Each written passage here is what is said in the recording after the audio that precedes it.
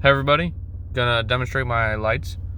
I'm not gonna go out of the car, I'm just doing it in the car right here. So that's just showing you it is pitch black. It's not any camera editing or something. So that's DRLs. So interior lights turn on nicely. I don't have my radio on, so there's nothing there. You really can't see much. The camera picks up even less than what you can see. That's low beams. Got a nice crisp line. They're factory style headlights, so not really much I can do with the beam patterns, unfortunately.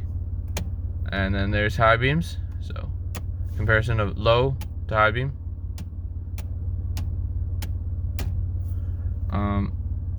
In these 4runners, it's a single bulb for both of that, and mine is LED replaced on the, I believe it's 99 plus style housing instead of the 97, which is what this should have. So I'm gonna turn that off completely. And now here's just the fog lights. As you can see, lights up a bunch more area. It does have a lot more glare than the low beams, but for what they are, really nicely. Usually I try not to run these at the same time as my low beams, unless I'm out in the country like I am right now. Otherwise, because this I could consider blinding to other drivers. I am trying to be considerate to other drivers, just letting you know. And then now that's in conjunction with low beams and high beams. So definitely a lot dimmer up high, but really helps in that low area that my headlights don't kind of reach. All right, now I'm gonna turn both of those off.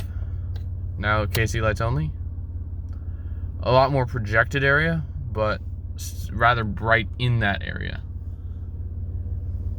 I believe it's the spread beam pattern, so not the spot or the fog, but I am not 100% certain on that one. It's honestly kind of enjoyable when you're driving out in the rain and you turn the KC lights on. Just because it's a ditch light, you can see the rain just fall nicely, especially foggy days when it's safe. Obviously, just turning them on is just so cool.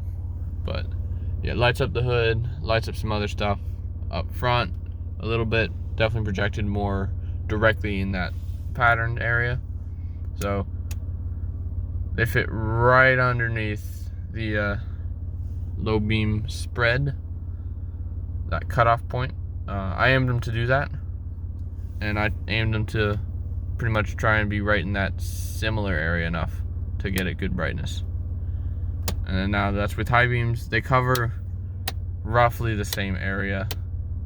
I have them aimed to be a little bit farther to the right for out on the country roads here. Otherwise, very much same pattern as high beams. So I don't always run that, because low beam actually can help me up close a little more. And then now that's in conjunction with everything. So fog lights, low beams, and KC lights. Fog lights, low beams, and fog lights, high beams, and KC lights. Sorry. To me, I would call that daylight ahead of me, but that's just me. So thank you. I know some of y'all probably don't care. That's okay. So if you didn't care and you got to this point, thank you. If you did care and would be interested in knowing any of what light sources I have, hit me up. I'll try and let you know.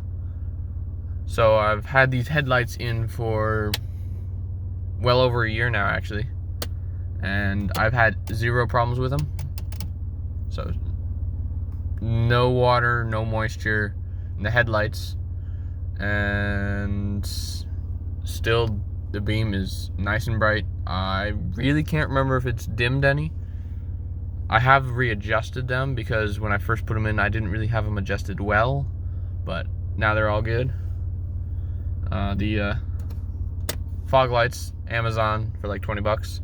So actually, I'll put the link in the description for that.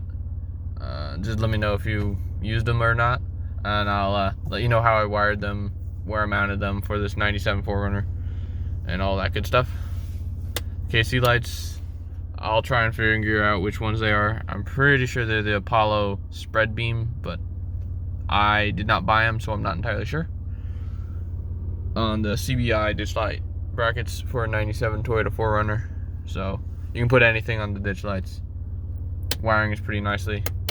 And then there's for the switches, that's what they look like. Ditch lights and just a generic switch. So have a good one. Thank you for watching. See ya.